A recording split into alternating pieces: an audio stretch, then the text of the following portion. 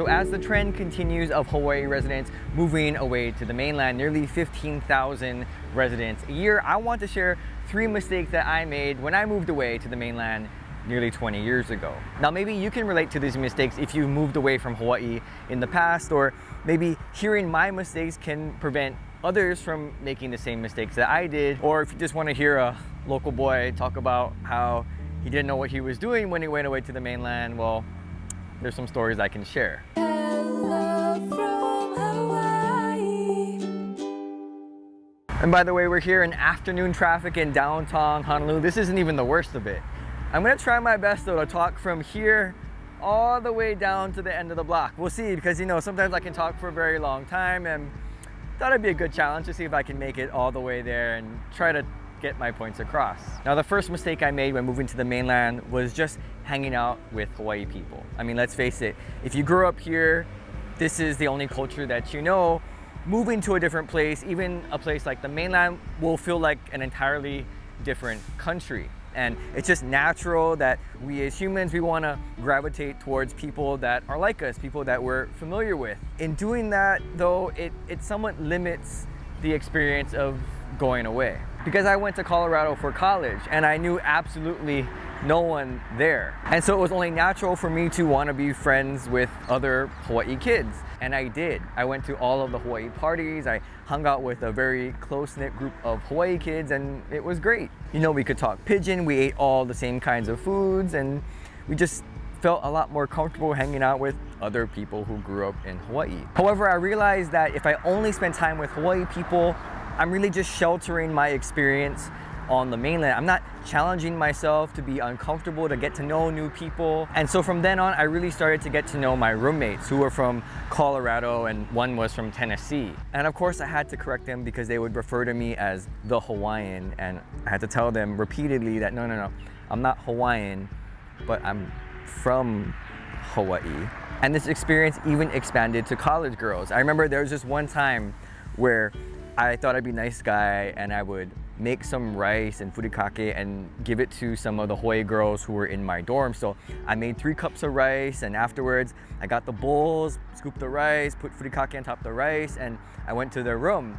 And I remember knocking on their door and they weren't there. And I felt devastated. I felt crushed. I mean, not their fault, but I felt devastated and crushed because I thought to myself, well, if they're not gonna share the food with me, who am I gonna share this Hawaii food with? So dejected, I went back to my dorm floor and actually just started walking around. And there's this group of girls who had their door open for their dorm, and I said hi, and I introduced myself, and I said, hey, you know, I got some Hawaii food, rice and furikake. You want some? And they invited me in, and yeah, we got to talking. They were really nice, and just based on that first interaction, surprisingly, we got to know each other pretty well. In fact, I knew some of them all 4 years of my college career. And maybe it was a novelty, you know, this Asian guy from Hawaii sharing some food, but still, who knew that a local boy from Kaneohe could get to know these college girls from Colorado and Alaska? Making friends with people who are white, black, Hispanic, other Asians, and even Saudi kids taught me that I didn't just have to default to just the Asian kids or just the kids that were from Hawaii. And so while I did have a great group of Hawaii friends on the mainland, I would highly encourage anyone who moves away to get to know other people. It's okay, you can meet them, and yeah, it's gonna be awkward because most of our interaction, if you're local with people who are like white, black, is probably military or tourists. But now that you've decided that you're gonna move, I think it's important that, you know, in our minds we decide, hey, okay, I'm gonna live here for at least a little while, and so I should get to know people. Okay, I think I'm about halfway between there and there, so I'm making pretty good progress. Mistake number 2, only wearing a sweatshirt when I first moved away.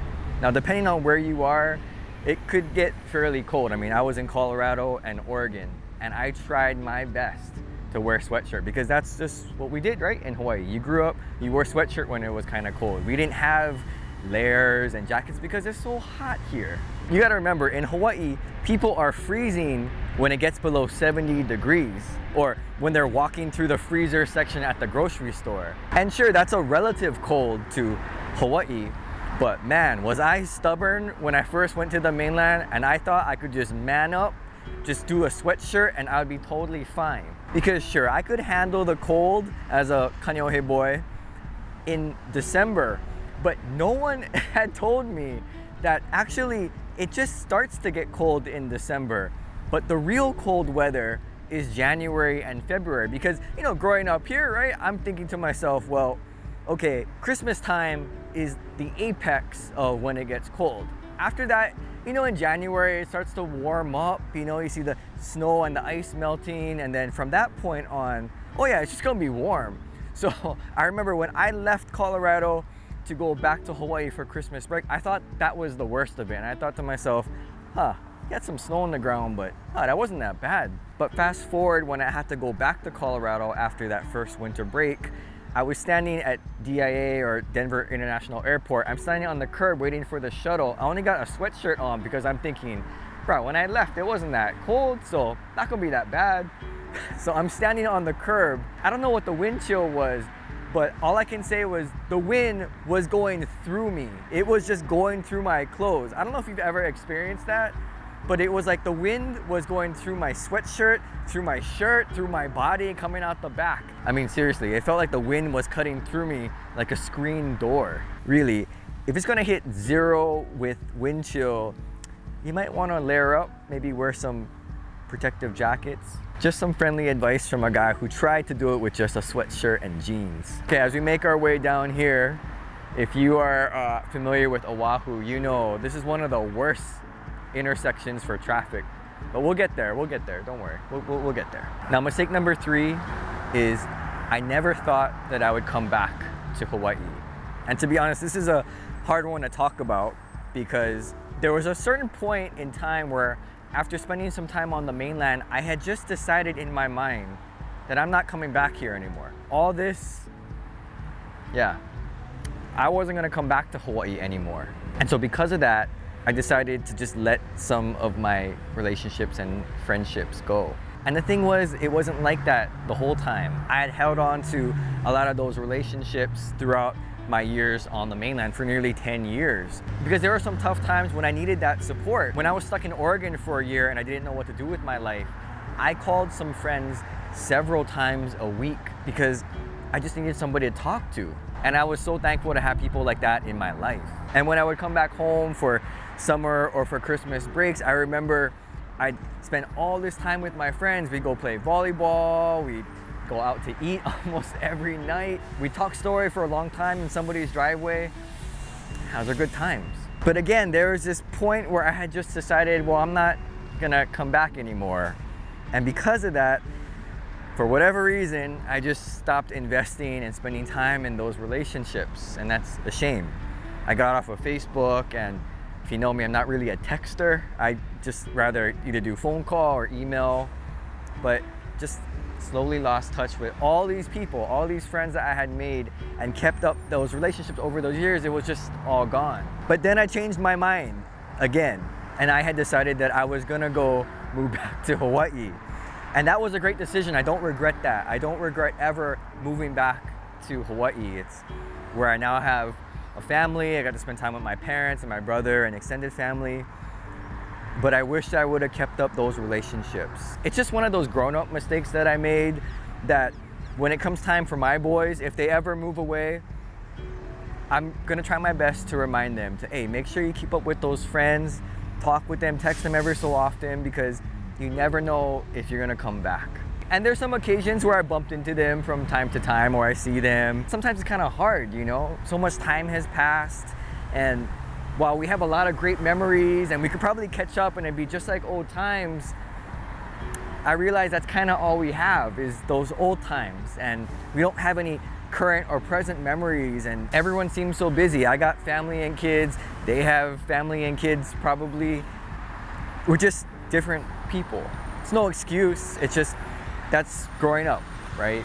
But I wish I'd done a better job of that. I wish I would have maintained those things and just kept those lines of communication open, even if I didn't think I was gonna come back. So for those who are moving away, the idea of moving back, maybe it seems impossible, right? But you never know, maybe you inherit a house or you gotta come back and take care of your parents, or just some situation brings you back to Hawaii.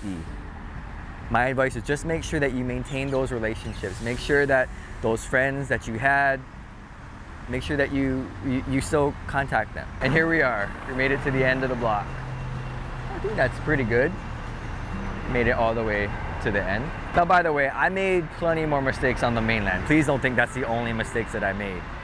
There was a time that I signed a lease for an apartment and I didn't even look at the apartment. And the apartment was only about 100 yards away, but I was too lazy to go actually look inside the apartment. I just signed the paper right there. Or the time that I accidentally drove on a toll road and I didn't know what it was. And I was wondering why there wasn't any traffic. And then of course, a week or so later, I got a letter in the mail saying that I owed them money. Or the time that this elderly lady hired me to do yard work back in college, and I brought my friend along. And at the end of the yard work job, I, for some reason, got scared and nervous in asking for her to pay me, so I just didn't get paid. And my friend was pissed. But all this to say, I tried my best when I went away to the mainland. There's no instruction manual for local kids who move to the mainland. Here's what you do. A lot of times you just gotta figure it out as you go, but that's the fun of it. That's what makes it interesting, and that helps us, I think, to mature in ways that we just can't hear on the mainland. So thanks for watching, and aloha. Whew. That traffic looks bad. Hello.